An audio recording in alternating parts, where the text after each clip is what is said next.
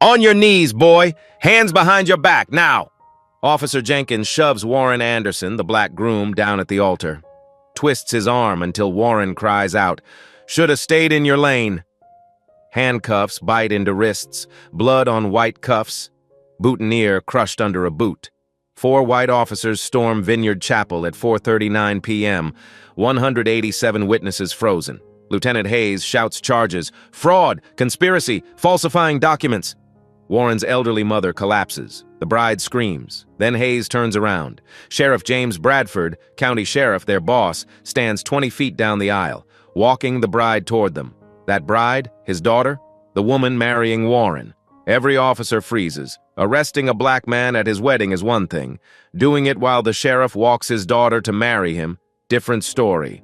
The warrant's a lie. The evidence will prove it. The real criminals will wear handcuffs. Stay for justice. Comment if you're angry. Subscribe for receipts.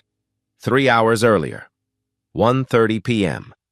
Warren Anderson stands in front of his bathroom mirror, adjusting his bow tie for the 5th time. His hands won't stop shaking. Not from fear, from anticipation. In 4 hours, he marries Sarah Bradford, the woman who stayed when his business nearly failed last year. The woman who helped his mother through pneumonia last winter. The woman who saw him, not his struggle. Warren learned everything from his father. Thomas Anderson built roads in Georgia for 20 years. Strong back, steady hands, taught his son to measure twice, cut once, never cut corners, died on a job site in 2009, heart attack at 51. Warren was 16. Thomas left behind $60,000 in medical debt, a widow, and a son who swore he'd finish what his father started. 15 years later, Warren runs Anderson Engineering from a modest office on Riverside's east side. 3 years in business. 5 employees who trust him. Every permit filed on time. Every inspection passed first try. Every invoice paid within 30 days. At 34, he's built the life his father dreamed about but never lived to see. His mother, Dorothy, is 68 now. Gray hair, tired eyes, strong spirit.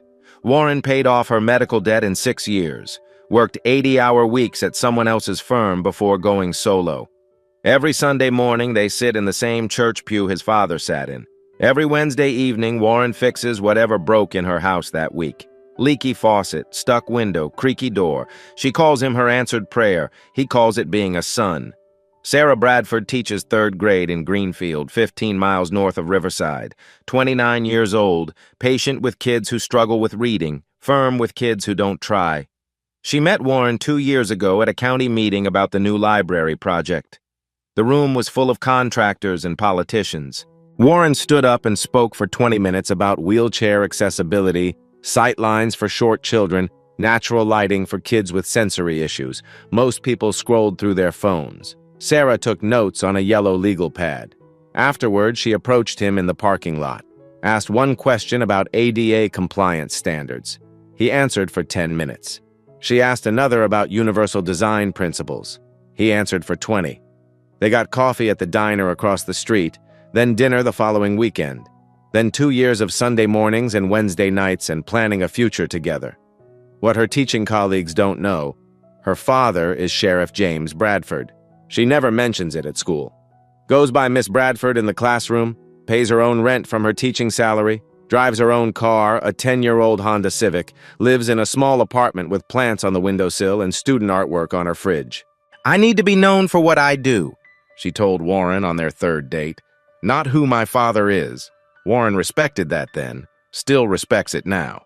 Sheriff James Bradford has worn a badge for 32 years. Started as a deputy in 1992, fresh out of the Army, back straight, standards high. Worked his way up through patrol, detectives, administration. Elected county sheriff 4 times. His department has a reputation across Georgia. Professional, clean, no scandals. People who distrust police in general still respect Jim Bradford specifically. His wife died 7 years ago. Cancer. 14 months from diagnosis to funeral. Sarah is his only child. He's protective but never controlling. Supportive but not interfering. He met Warren after 8 months of dating. Invited him to dinner at his house, grilled steaks in the backyard, asked questions about his business, his plans, his intentions. At the end of the night, he shook Warren's hand, looked him in the eye, said, You treat her right or you answer to me." Warren looked back without flinching, said, "Yes, sir," every single day. Bradford nodded once. That was enough. They've been building respect ever since. Lieutenant Derek Hayes runs the patrol division under Chief Harold Dixon, 42 years old, 18 years on the force, military background, sharp uniforms, sharper tongue, 248 arrests last year, highest numbers in the department by a significant margin, 12 citizen complaints about racial profiling in the past 5 years, all investigated, all dismissed, unfounded, insufficient evidence, officer exonerated. Hayes rarely interacts with the sheriff directly. Different chains of command, different worlds, different priorities. Riverside County is booming. 35,000 people and growing. New subdivisions spreading like kudzu. New schools needed. New infrastructure. $18 million in the annual public works budget. Roads need paving. Bridges need building. Libraries need renovating. Fire stations need expanding. Somebody gets those contracts. Morrison Construction gets most of them. Has for years. John Morrison is 55. Third-generation contractor.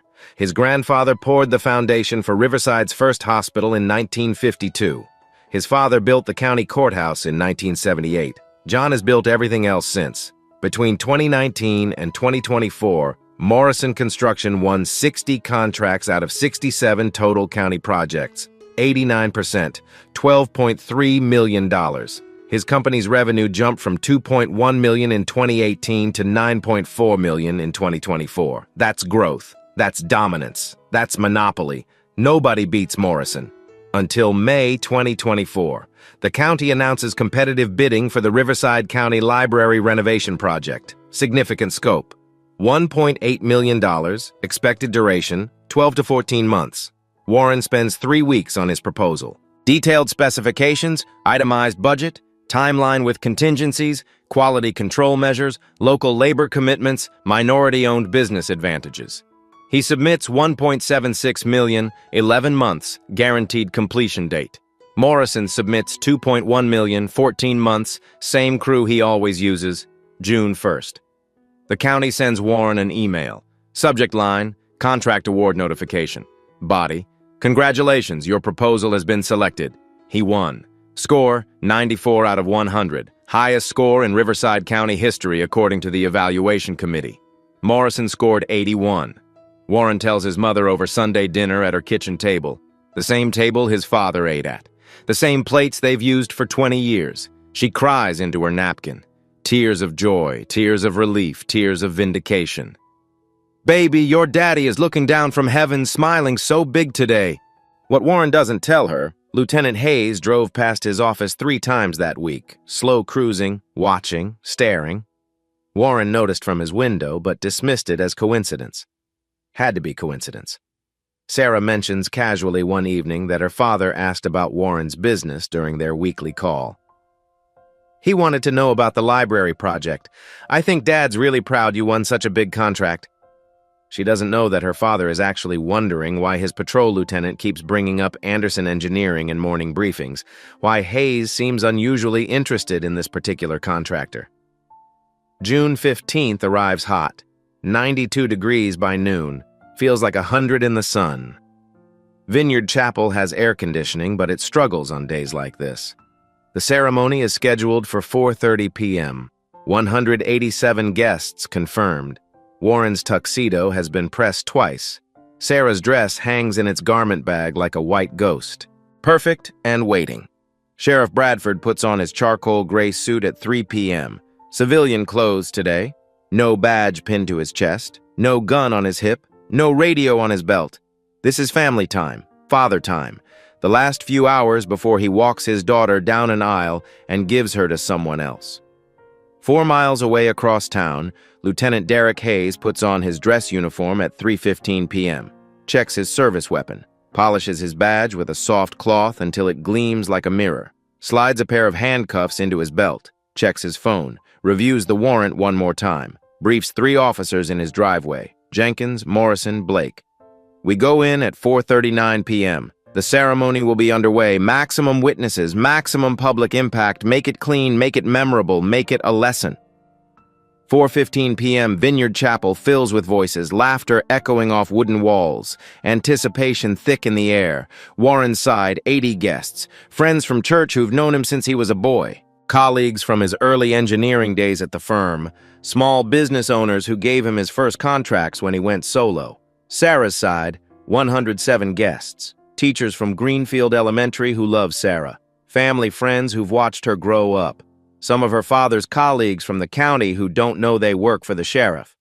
Warren stands at the altar with Jerome, his cousin, his best man, the one who lent him $5,000 to start his company 3 years ago. Pastor Williams, 68, kind eyes, warm smile, reviews the ceremony order one last time in a whisper. Warren's hands still shake, not from doubt, from overwhelming emotion. Jerome notices, puts a hand on his shoulder. "You good, man?" Warren nods, swallows hard. "Never better in my life." 4:28 p.m. The music shifts. The bridesmaids enter in navy blue dresses, 3 women who've been Sarah's friends since college. Michelle, her roommate from freshman year, walks last. Then the flower girl, Sarah's 6-year-old niece in white lace, scattering rose petals with serious concentration. Then the ring bearer, Jerome's 7-year-old son, carrying the rings on a white pillow like they're made of glass and gold. 4:30 p.m. exactly. The music changes completely. Canon in D full orchestral version piped through the chapel speakers. Everyone stands as one. The back doors open with practiced slowness. Sarah appears framed in afternoon sunlight. White dress, simple cut, cathedral train, elegant and understated, her arm linked with her father's, Sheriff Bradford in charcoal gray. No badge, no gun, no indication of authority. Just a father in a suit giving away his daughter. They begin walking. Traditional pace, measured and deliberate. 1 step every 2 seconds. 40 feet to cover from door to altar. Sarah's train whispers against polished hardwood. Rose petals shift slightly under her feet. Bradford's face shows everything a father feels in this moment.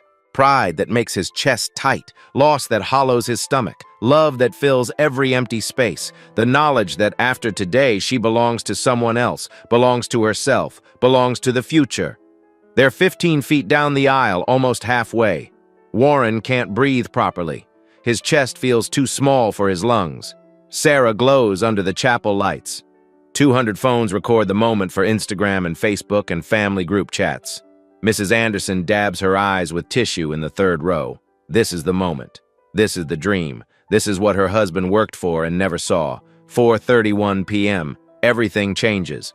The backside entrance doors slam open, not the gentle ceremonial doors they used for the processional. The utility doors, the exit doors. Bang. Metal hitting wood hard enough to echo. The music stutters but continues, confused but continuing. Heads turn like dominoes. Confusion ripples through rows of guests like wind through wheat. 4 officers in dress uniform stride in, not walk, stride, purpose in every step, boots on hardwood making sounds that don't belong in a wedding chapel. Thump, thump, thump, thump. Lieutenant Derek Hayes leads like a general. Officers Jenkins, Morrison, Blake follow in tight formation. Badges reflecting light, gun belts visible, handcuffs visible. Wrong, all of it wrong. The murmurs start immediately. What's happening? Are those police? Is there a fire? Is something wrong? Sarah's grip on her father's arm tightens involuntarily. They're 20 feet down now, exactly halfway through their walk. Sheriff Bradford's head turns toward the disruption. His expression shifts in stages, confusion at the interruption. Recognition of the uniforms, recognition of the stride, recognition of Lieutenant Hayes, his department, his officers. What are they doing here? Hayes marches straight toward the altar. Doesn't pause. Doesn't acknowledge the sheriff even though he must see him. Doesn't acknowledge anyone. Eyes locked on target like a missile locked on heat signature. Warren Anderson, the groom, the man in the tuxedo standing at the altar. They reach the altar area in 15 seconds of purposeful movement. Fan out in a semicircle. Intimidation formation. Tactical positioning. Pastor Williams steps back with both hands raised slightly. "Gentlemen, this is highly irregular." Hayes cuts him off with a raised hand. "Stop." Not another word. "Warren Anderson?" Warren's voice cracks like thin ice. "Yes." Hayes projects his voice to the back row, every syllable pronounced with parade ground clarity. Warren Anderson, you are under arrest for fraud, falsifying official documents, and conspiracy to defraud Riverside County of public funds. The chapel explodes with sound, gasps like collective lung collapse, shouts of disbelief. What? No! This can't be happening! Not now! This is a wedding! Hayes pulls a laminated card from his inner uniform pocket. Reads Miranda rights louder than necessary, making sure every witness hears every word. You have the right to remain silent. Anything you say can and will be used against you in a court of law. You have the right to an attorney. Warren tries to speak over him. There must be some kind of mistake. I haven't done anything. I filed all the correct... Hayes talks over him, louder, more forceful.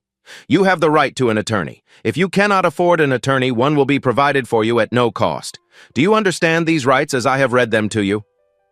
Officer Jenkins steps forward from the formation. Handcuffs already out, metal already glinting under chapel lights. Sir, I need you to turn around. Put your hands behind your back. Don't make this harder than it needs to be. Sarah, still 20 feet away in the middle of the aisle with her father, tries to move forward, tries to run to Warren. Her father's grip on her arm holds her in place. Wait, just wait. She yanks against him. Dad, that's Warren. They're arresting Warren. You have to stop them. Bradford's voice is quiet, confused, controlled. I see it. I see what's happening. Just wait.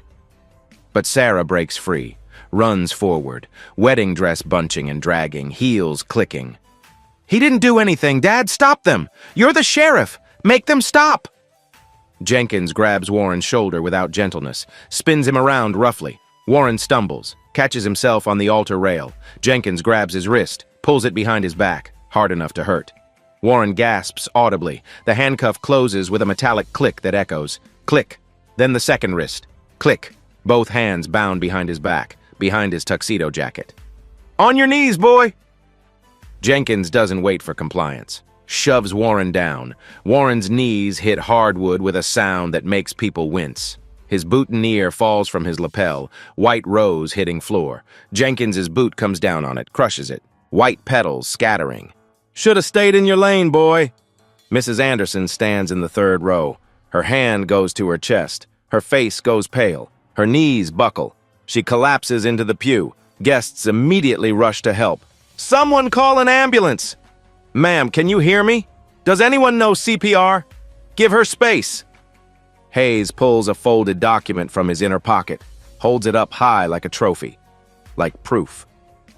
This is a warrant signed by Judge Theodore Morrison, dated June 15th, 2024. Timestamp, 2:48 p.m. Everything here is legal. Everything is by the book. We're just doing our jobs. That's when he turns around. Sheriff James Bradford stands in the middle of the aisle, 20 feet away. Still in the processional position, even though his daughter has run forward, even though the ceremony has shattered. The sheriff's face is carefully controlled, unreadable. But his eyes tell a different story. Hayes meets those eyes. Sheriff Bradford, sir. 10 seconds of absolute silence. 10 seconds where the only sounds are Mrs. Anderson's labored breathing and someone crying in the back row and the air conditioning struggling. Bradford's eyes move methodically. From Hayes's face to Warren on his knees to the handcuffs to his daughter sobbing to the warrant in Hayes's hand. Processing, calculating, understanding. Hayes maintains rigid eye contact. Sir, we have a legal warrant signed by a circuit court judge. I'm executing my sworn duty as a law enforcement officer. Bradford's voice is quiet, quieter than it should be, but there's something underneath it, something dangerous. In the middle of a wedding ceremony. The warrant doesn't specify timing restrictions, sir. A warrant is valid 24 hours a day. Whose wedding, Lieutenant? Hayes doesn't flinch. A suspect's wedding, sir. A person under investigation for serious crimes. That suspect, Bradford points at Warren with a shaking hand, is my daughter's fiancé. Was supposed to be my son-in-law in about 10 minutes, that woman crying over there? That's my daughter, my only child. This ceremony you just destroyed? I was walking her down the aisle. I was giving her away. Do you understand what you've done? Hayes's jaw tightens, but he doesn't back down. Sir, I understand this is unfortunate timing. I understand this is your family. But the law doesn't care about convenience. The law doesn't care about feelings. The law cares about justice, and Warren Anderson broke the law. Bradford takes one step forward. Just one, but it's enough. Every officer's hand moves slightly toward their belt. Tension spikes. "Show me that warrant, right now." Hayes hands it over with steady hands. Bradford unfolds it with shaking ones, reads every line, every word. His eyes narrow when he reaches the signature block. "This says Judge Morrison signed it at 2:49 p.m. today, this afternoon." "Yes, sir, that's correct." "Judge Theodore Morrison was presiding in circuit court until 3:15 p.m. today. I know because I checked his docket this morning. He had the Stevens versus County hearing. Chambers are in Glenville, 25 miles north of here. So tell me, Lieutenant, how exactly did Judge Morrison sign this warrant at 2:49 p.m. when he was sitting on a bench conducting a hearing in a different city?" "Sir, respectfully, I'm not responsible for judicial scheduling or administrative processes. My job is to execute valid warrants. This warrant has a judge's signature, a case number, and official seal. It appeared valid on its face. I executed it." Bradford folds the warrant slowly, precisely, hands it back. "Warren Anderson will surrender himself Monday morning, 8 a.m. sharp, county jail. I give you my word. He's not fleeing anywhere. He's not hiding. You want him Monday, you'll get him Monday." Hayes doesn't take the warrant back. "With respect, sir, I have my orders. The warrant is signed. It's legal. I'm taking him into custody right now, today." "Orders from who? Who gave you orders to storm into a wedding and arrest a man in front of his family?" "From the district attorney's office, from the warrant itself, from the law. Same law you swore to uphold, sir." The standoff lasts another 5 seconds. Sheriff and lieutenant, elected official and career officer, father and subordinate, authority versus authority. Two men who both believe they're right. Bradford makes his choice, steps aside, barely moves, just enough. "This isn't over, Lieutenant, not even close." Hayes nods once to Jenkins. "Load him up, let's move." Jenkins yanks Warren to his feet by the handcuffs. The metal bites deeper into already abraded wrists. Warren tries to look back at Sarah one more time. Jenkins shoves him forward. Eyes front, keep moving. They march him down the aisle. The same 40-foot path Sarah just walked. The same path they were supposed to walk together after being pronounced husband and wife. But this is different. This is a perp walk. 87 steps from altar to exit. Warren counts every single one. Guests line both sides. Some are crying, some are recording on phones, some just stare in shocked silence. Mrs. Anderson is being attended to by 3 women. She's conscious now, but barely. Seeing her son in handcuffs at his own wedding broke something fundamental in her. Jerome shouts from somewhere behind them. "This is complete bullshit! Warren didn't do anything, he's innocent!" Hayes doesn't turn around, doesn't acknowledge, just keeps walking with military precision. Warren passes people he knows, people who matter. Mr. Chen from church, who always sits 2 rows behind his family. His old supervisor from the engineering firm who wrote his first reference letter. The county librarian who personally congratulated him on winning the bid. A dozen contractors he's worked with. Their faces show everything: shock, confusion, pity, fear. Some are already wondering if associating with him will hurt them. Sarah runs alongside the procession, wedding dress dragging through scattered rose petals, train getting dirty, makeup running. "Dad, do something! You're the sheriff! You can stop this! Please!" But Bradford stands frozen in the aisle, watching his department humiliate his daughter, watching and not moving, watching and not speaking. They reach the back doors. Afternoon sunlight streams in. Heat hits like a physical wall. The patrol car sits 30 feet away in the parking lot, engine running, ready. Lights off, but ready to go. Hayes opens the back door, standard procedure. Jenkins pushes Warren's head down with one hand on his skull, shoves him into the back seat. The door slams. Metal and glass between Warren and freedom. Between Warren and his wedding. Between Warren and his life. 4:52 p.m. 18 minutes after the arrest began. The patrol car pulls away. Warren watches through the rear window, the chapel receding into distance. Sarah collapsed on the front steps. Her white dress pooled around her like spilled milk. Her father standing over her, not touching her, not comforting her, just standing. The wedding that never happened becoming smaller and smaller until the car turns a corner and it's gone completely. By 5:15 p.m., the first video uploads to social media. Posted by Sarah's cousin Marcus on Instagram and TikTok simultaneously. 16 seconds of shaky footage. Shows officers entering, shows them reaching the altar, shows Warren on his knees, shows handcuffs clicking.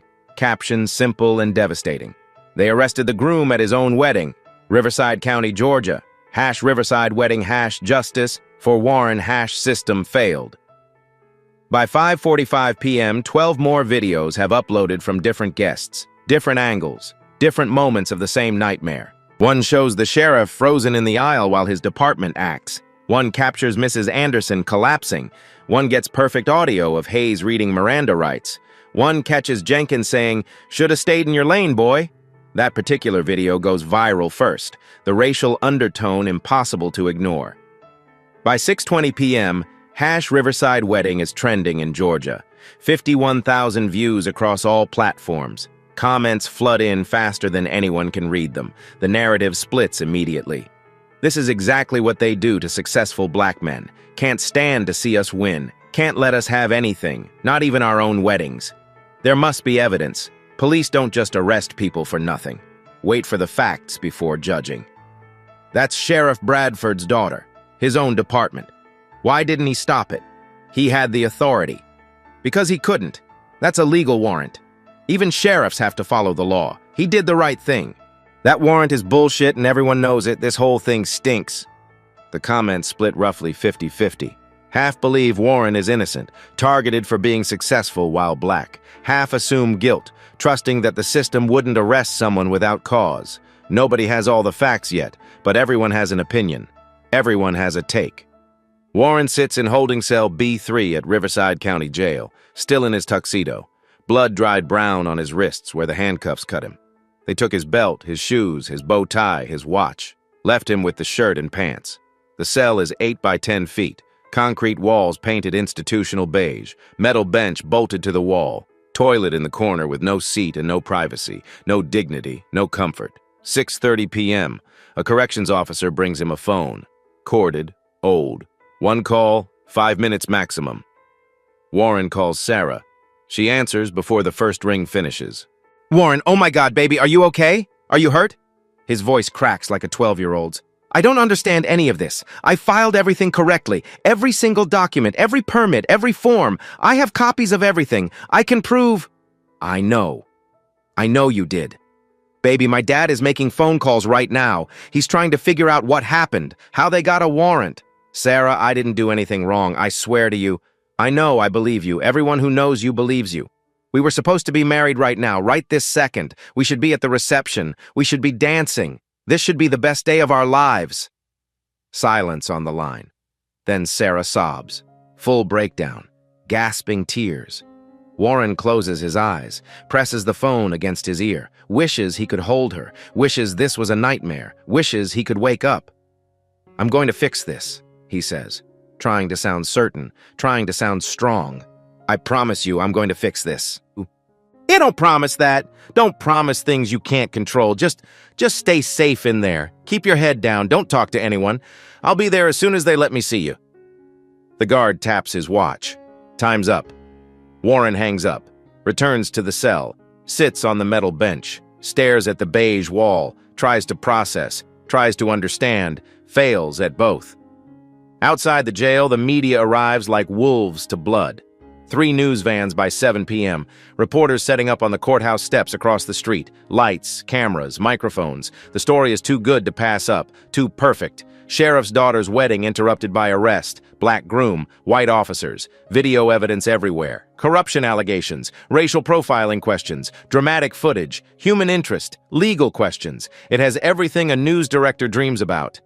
Channel 5 leads with it at 7:30 p.m. Breaking news tonight from Riverside County.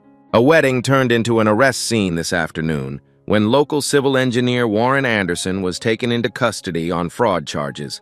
But this wasn't just any wedding. The bride is Sarah Bradford, daughter of longtime County Sheriff James Bradford, and the sheriff was literally walking her down the aisle when his own officers made the arrest. They show clips, the best clips. Warren in handcuffs, Sarah crying, the sheriff standing frozen, Hayes reading the warrant like he's reading a eulogy. The anchor continues voiceover. Anderson, 34, recently won a major county contract for library renovation work worth $1.8 million. That contract is now under investigation. The district attorney's office released this brief statement. We take all allegations of fraud seriously. The investigation into Mr. Anderson is ongoing. We cannot comment on specifics at this time. Channel 9 covers it at 8 p.m. Their angle is different, harder. Questions tonight about whether this arrest was appropriate or even necessary. Legal experts we spoke with say the timing, arresting someone in the middle of their wedding ceremony in front of 200 witnesses, is highly unusual and raises serious questions. Civil rights attorney Lisa Monroe, who has handled dozens of police misconduct cases, says this arrest bears all the hallmarks of intimidation. They cut to Monroe, professional, measured, credible. When law enforcement chooses to arrest someone at their wedding ceremony in front of their family and friends and community, that's a choice. That's a deliberate choice. If they had legitimate charges and legitimate evidence, they could have arrested him quietly the next day, at his office, at his home. The fact that they chose this particular moment, this particular venue, this particular audience, that tells you this isn't just about law enforcement. This is about sending a message. That message is power. That message is intimidation. That message is know your place. By 9 p.m., the story jumps from local to national. CNN picks it up for their evening segment. Groom arrested at wedding while sheriff walks bride, his own daughter, down the aisle. Tonight, we examine questions about racial profiling and abuse of power in small-town America. MSNBC covers it on their 9 o'clock hour. Fox News mentions it briefly. Everyone has a take. Everyone has an angle. Nobody has the full story yet. But that doesn't stop anyone from filling in the blanks with assumptions. Social media explodes exponentially. Riverside wedding trends nationally by 9:30 p.m. 3 million views by midnight across all platforms. The videos loop endlessly. Warren on his knees, handcuffs clicking with that metallic finality. Sarah screaming for her father to do something. Mrs. Anderson collapsing. The sheriff frozen like a statue. Different angles, same horror. Comments multiply by the thousands. The divide deepens. They can't let us have anything. Not success, not happiness, not even our own goddamn weddings. This is America. He must have done something. You don't get arrested at your wedding unless there's serious evidence. Stop making everything about race. Look at that sheriff's face. Even he knows this is wrong. His own department, and he just stands there. The sheriff is weak. Should have stopped it right there. Badge or no badge, that's his daughter. The sheriff did exactly right. You don't interfere with a legal warrant. Not even for family. That's integrity. That warrant ain't legal. Watch. This whole thing is going to unravel in the next week. Warren doesn't see any of it. No phone, no internet, no TV in the holding cell. He sits in silence, stares at beige walls. His tuxedo is wrinkled and stained. His wrists throb with each heartbeat. His wedding day is over. No ceremony, no pronouncement, no vows, no kiss, no first dance, no cake cutting, no reception, no honeymoon. Oh, just handcuffs and concrete and a metal bench and the question nobody can answer yet. Why? At 10:30 p.m., Sheriff Bradford arrives at the jail, demands to see the arrest warrant. The desk sergeant, young and nervous, hesitates. Sir, that's evidence in an active criminal case. I can't just... I'm the county sheriff. This is my jurisdiction. I'm not asking permission. I'm giving you an order. The sergeant makes a quick phone call. Chief Harold Dixon arrives 20 minutes later. They meet in Dixon's office. Second floor, door closed, voices immediately raised. Jim, you absolutely cannot interfere in this investigation. I'm not interfering. I'm reviewing a warrant that was executed by my department at my daughter's wedding. I have every right. It's not your case. You're too close. You need to step back. Everything in this county is my case. Show me the warrant. Dixon stares at him for 5 seconds, then slides the document across his desk. Bradford reads it again, more slowly this time, more carefully, looking for what he missed the first time at the chapel. The signature line, Judge Theodore Morrison. Date, June 15, 2024. Time, 2:49 p.m. Bradford pulls out his phone, opens the public circuit court calendar. Online, accessible to anyone. Judge Morrison's docket for June 15th. Case listed, Stevens v. Riverside County. Hearing time, 2 p.m. to 3:45 p.m. Location, Glenville Courthouse, 127 Main Street. He does the math in his head. Glenville is 25 miles north, at least 30 minutes of driving, even with no traffic. Morrison was sitting in court at 2:49 p.m. in a different building, in a different city. Physically impossible to have signed this warrant. Bradford looks up slowly. This warrant is fraudulent. Dixon's face hardens into stone. That's an extremely serious accusation, Jim. It's an extremely serious problem, Harold. Morrison couldn't physically have signed this when and where it says he did. He was in court. Public record. Anyone can check. Maybe he signed it earlier in the day. Maybe the timestamp is a clerical error. Maybe this whole arrest is bullshit from beginning to end. They stare at each other across the desk. Boss and chief, elected official and appointed administrator, power and politics colliding. Dixon speaks first, carefully. Even if the timestamp is incorrect due to administrative error, the warrant is still fundamentally valid. The charges are real. Anderson is under legitimate investigation for serious financial crimes. Investigation for what, exactly? Show me the evidence. Show me what he falsified. That information isn't public yet. It's part of an ongoing investigation. If it's not public, it doesn't exist.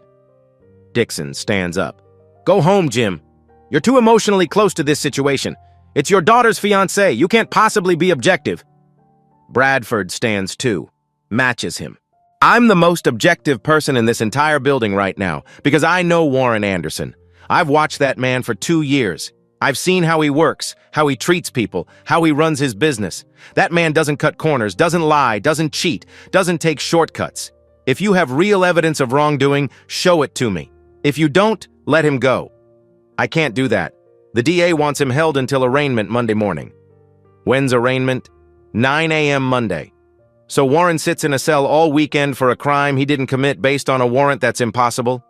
That's how the system works, Jim. You know that. Bradford walks to the door, stops with his hand on the knob, doesn't turn around. The system is broken, Harold, and I'm going to prove it. He leaves. The door doesn't slam, closes quietly. Somehow that's worse. 11:40 p.m. Bradford sits in his truck in the jail parking lot, makes 3 phone calls. First, Robert Davis, his personal attorney, wakes him up. Rob, I need you at county jail in 30 minutes. Client is Warren Anderson. Fraud charges, being held on a warrant that's physically impossible. Davis groans. Jim, it's almost midnight. I know what time it is. 30 minutes. This is important. This is about your daughter's. This is about an illegal arrest. My daughter's fiancé, yes. 30 minutes. Davis arrives at 12:15 a.m., meets with Warren in a consultation room. Yellow walls, metal table, 2 chairs. They talk for 45 minutes. Davis takes extensive notes, reviews Warren's explanation of the bid process, examines every document Warren remembers submitting, looks at the warrant copy, sees the timestamp immediately. 12:55 a.m. Davis makes an emergency call. Judge Patricia Wells, senior judge on duty this weekend, explains the situation, the impossible timestamp, the wedding arrest, the public humiliation. Judge Wells is distinctly unhappy about being woken at 1 a.m., but she's thorough, fair, known for it. Bring me the original warrant and a printed copy of the court calendar showing Judge Morrison's schedule. My chambers, Sunday morning, 8 o'clock sharp. Thank you, Your Honor. Don't thank me yet. If this is what it looks like, someone's going to lose their job. Sunday morning, June 16th. Warren has been in custody 14 hours, still wearing his wrinkled tuxedo. No sleep, no shower, no real food, no answers. 8 a.m. Judge Wells's chambers, wood paneling, law books, American flag. She reads the warrant carefully, checks the circuit court calendar on her computer. Her expression darkens progressively. Judge Morrison was definitely in Glenville presiding over Stevens versus County from 2 p.m. to 3:45 p.m. on June 15th. Public record. I'm looking at it right now on the official court system. She looks at Lieutenant Hayes, who was summoned to explain. Lieutenant Hayes, explain to me how Judge Morrison signed this warrant at 2:49 p.m. when he was on the bench conducting a hearing 25 miles away. Hayes doesn't blink, doesn't waver. Your Honor, I received this warrant from the district attorney's office through standard channels. I executed it exactly as written. The signature verification process is not my responsibility. That's judicial administration. The validity of your arrest is absolutely your responsibility. The warrant appeared valid on its face when I received it. It had a judge's signature, a case number, an official court seal, standard format. I had no reason to question its authenticity. Judge Wells turns to Assistant District Attorney Karen Cooper. Miss Cooper, explain this discrepancy. Cooper looks visibly uncomfortable, shifting in her seat. Your Honor, I'll need time to investigate how this occurred. This warrant was processed through our normal channels. If there's been an administrative error in the timestamping, this isn't an administrative error, Miss Cooper. This is a physical impossibility. Judge Morrison could not have signed this document at 2:49 p.m. while simultaneously presiding over a hearing in a different city. That's not an error. That's fraud. Sheriff Bradford speaks from his position near the door. Your Honor, I'm formally requesting Warren Anderson's immediate release. This arrest was based on a fraudulent warrant. The arrest itself is therefore invalid. Cooper objects quickly. Your Honor, even if the timestamp is somehow incorrect, the underlying criminal charges remain completely valid. Mr. Anderson is under active investigation for submitting false information on a county bid. For what specifically? Davis interrupts sharply. What exact information did he allegedly falsify? Cooper hesitates, looks at her notes. That's part of our ongoing investigation. I cannot disclose specifics. You can't disclose because it doesn't exist. Davis slides a thick folder across the table. Here's every single document Warren Anderson submitted for the library bid. Every permit application, every certification, every financial disclosure, every reference letter, all verified by the county's own evaluation committee. All legitimate. I had an independent forensic accountant review everything last night. No irregularities, no falsifications, nothing. Judge Wells takes the folder, reviews documents methodically, takes her time. 10 full minutes of silence while everyone waits. Finally, she looks up. I'm releasing Mr. Anderson on his own recognizance effective immediately pending a full investigation into how this warrant was generated. Miss Cooper, I want a comprehensive written report on my desk by Wednesday explaining how this warrant came to exist, who requested it, who prepared it, who signed it, and why the timestamp is impossible. Lieutenant Hayes, you are ordered to have no further contact with Mr. Anderson unless substantial new evidence emerges. Sheriff Bradford, I understand your personal interest here, but I need you to step back and let proper channels handle this. Bradford stands. With respect, Your Honor, an invalid warrant was executed in my county by my department. That makes it directly my jurisdiction to investigate. Judge Wells considers this. Fine. But the moment I find out you're interfering with the criminal investigation, I'll hold you in contempt. Understood? Understood, Your Honor. 9:15 a.m. Warren walks out of county jail into bright Sunday morning sunlight. Davis and Bradford wait by the main entrance. Sarah is there too. The moment she sees him, she runs, throws her arms around him. They hold each other in the parking lot for a long time. Neither speaks. Don't need to. Bradford approaches slowly. Warren, I'm sorry. This should never have happened to you, to anyone. Warren looks at him, sees the sheriff, sees Sarah's father, sees a man caught between his duty and his family. It's not your fault, sir.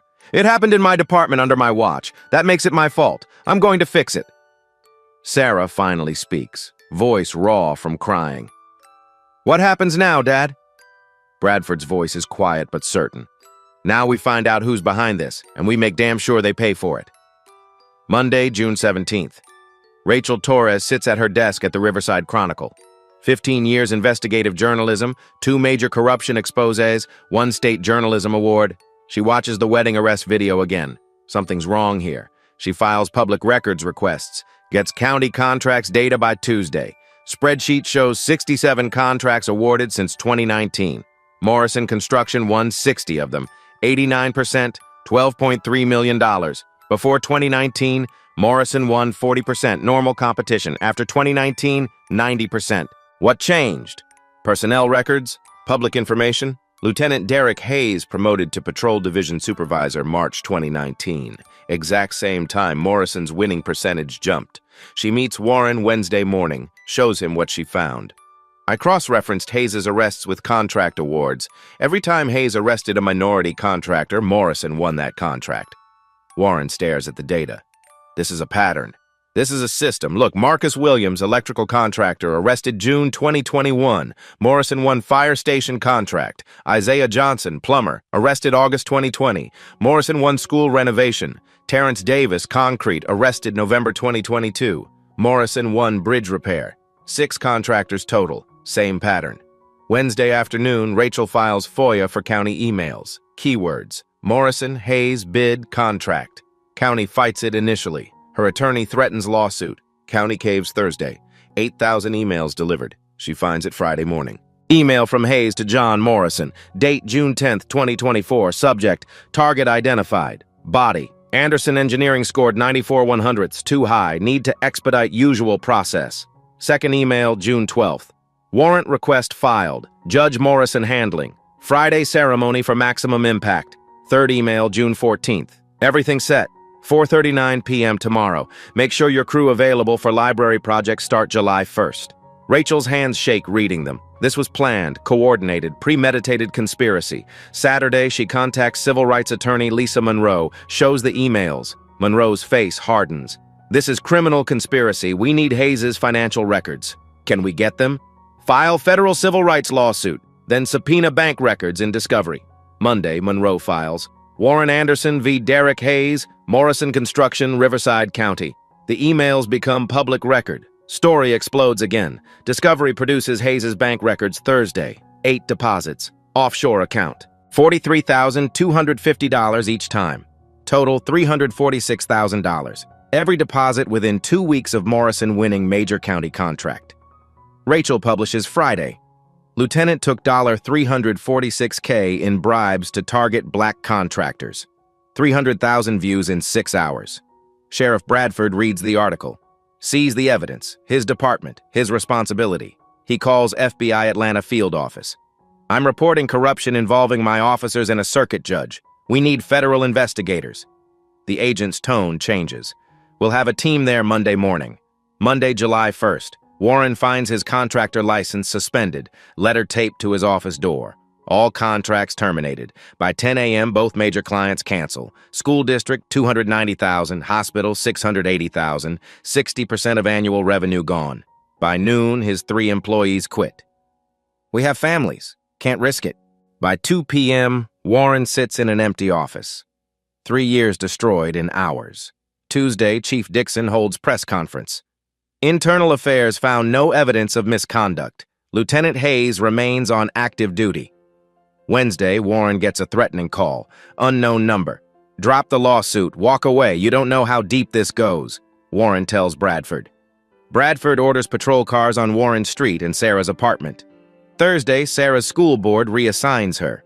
Parents are complaining. No more classroom teaching. Administrative duties only. Friday, Warren's bank threatens to call his equipment loan. $68,000 due in 30 days or they repossess everything.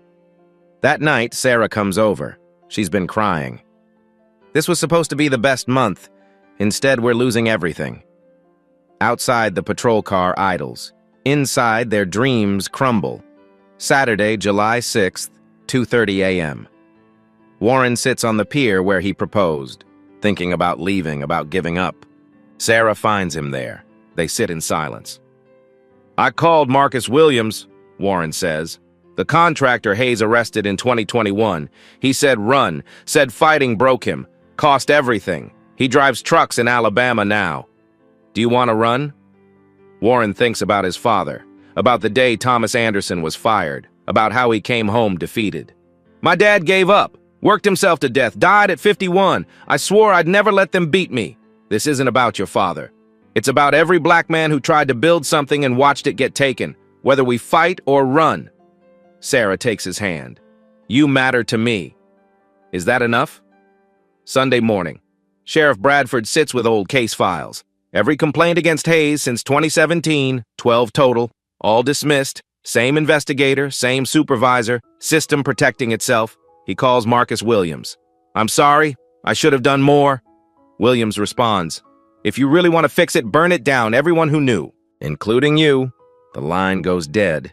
Bradford sits with his guilt. Tuesday, July 9th. Marcus Williams calls Warren. I saw the emails, the bank records. I'm coming back to testify. That afternoon, Isaiah Johnson calls. I'm in, whatever you need. Then Terrence Davis. Count me in. By Wednesday, all 6 contractors Hayes targeted have contacted Warren, all willing to fight. Thursday, Rachel publishes, 6 victims. One system, how Riverside targeted minority contractors. 5 million views in 24 hours. Friday, community leaders organized town hall at AME Church. Capacity 300. 450 show up. Marcus speaks first.